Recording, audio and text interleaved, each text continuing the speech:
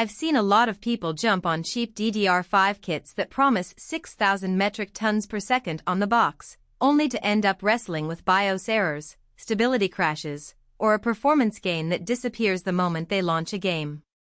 That regret is real, and it's why I paused before buying any memory that looks too good for the price.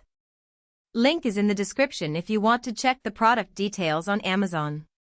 In this video I'm going to walk through the G.SKILL Trident Z5 Royal Neo 64GB kit and see whether it actually feels like a smarter buy or just another flash-in-the-pan hype machine. First off, the hesitation most buyers feel isn't about the brand. G.SKILL has a solid reputation but about whether you really need that much capacity and that high frequency on an AMD platform. The kit comes as two 32GB sticks, each rated for DDR5 6000 with a CL26 timing and a 1.45V voltage.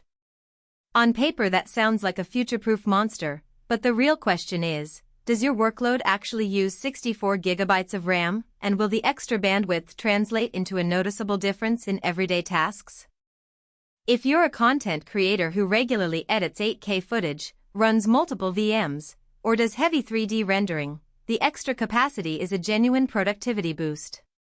I've watched several streamers who run OBS, Premiere Pro, DaVinci Resolve, and a game engine all at once. When they bump from 32GB to 64GB, they stop hitting that dreaded out-of-memory warning, and the system stays responsive while the background renders keep churning. The 6,000 metric tons per second speed also helps in those memory-intensive pipelines because the higher bandwidth reduces the time it takes to move raw pixel data between the CPU and the GPU. On the gaming side, the picture is more nuanced.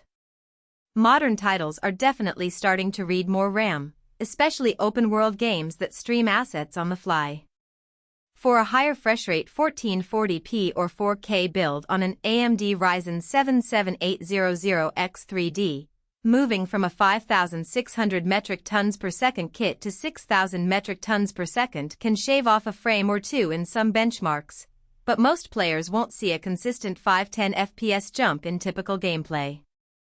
If your primary use is just gaming at 1080p, a 32GB kit at 5,600 metric tons per second is usually plenty, and you'll be spending money that could go toward a better GPU or SSD instead. One of the biggest practical strengths of the Trident Z5 Royal Neo is the built-in AMD EXPO profile. Unlike a generic XMP profile that you have to tweak manually, EXPO is designed to work out of the box with AMD 600 series chipsets. In my tests on AB650-based motherboard, the kit booted at the advertised 6,000 metric tons per second without a single BIOS tweak. That ease of setup is a huge win for anyone who isn't comfortable digging through memory timing tables or who just wants to spend less time troubleshooting. Compatibility, however, is a hidden trade-off that many first-time DDR5 buyers overlook. The kit officially supports AMD X670, X870, B650, B840, and B850 platforms, which covers most current Ryzen 7000 builds, but it won't run at its rated speed on older X470 or B550 boards without a BIOS update if the board even supports DDR5 at all. The 1.45V voltage is also higher than the standard 1.25V for many DDR4 kits, so you'll want a motherboard with solid VRM cooling. In a tight case where airflow is limited, the extra heat can cause the RAM to throttle under sustained loads, though the thermal pads on the modules do help keep temperatures reasonable. Another practical point is the price. A 64GB DDR5 6000 kit from G.SKILL sits in the $250–300 range, which is a steep jump from a 32GB 5,600 metric tons per second kit that you can find for under $150. That price premium only makes sense if the extra 32GB will be used regularly. For a typical gamer who plays titles like Elden Ring or Fortnite, the extra memory will sit idle most of the time, and the money could be better allocated to a faster NVMe drive or a higher wattage PSU to support future GPU upgrades. The aesthetics also matter for many builders, and the Royal Neo series doesn't disappoint. The silver heat spreader with a subtle RGB glow fits nicely into a tempered glass case, and the low-profile design doesn't interfere with larger CPU coolers.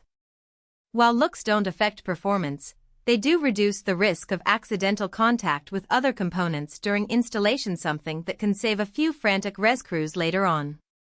Now, who should buy this kit? If you run a workstation that does video encoding, large data analysis, or you habitually keep dozens of browser tabs, VMs, and design software open at once, the 64 GB capacity will feel like a breath of fresh air. If you're building a high-end Ryzen 9 system for 4K gaming, streaming, and occasional content creation, the extra bandwidth and the hassle-free EXPO profile give you a nice cushion for future games that might become more memory-hungry. On the other hand, if your primary use case is solo gaming, office work, or light streaming, you'll probably be fine with a 32 GB 5600.